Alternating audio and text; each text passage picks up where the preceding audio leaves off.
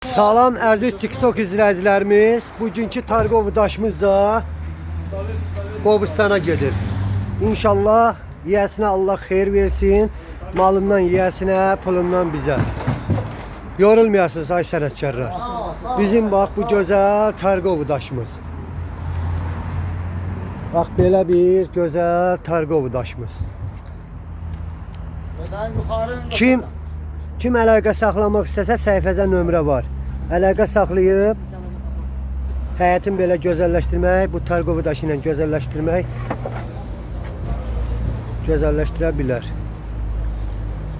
Bax gözəl Targov daşmış. Baş tərəfi aksimetlə. İnşallah müştərimizə 340 kvadrat gedir inşallah müştəriyə. Samuhi müəllim, yorulmayasan. Çox sağ ol, müəllim. Bax gözəl. Bu da bizim 166 ilə gedir inşallah Qobustana. Ömrən də sağ ol.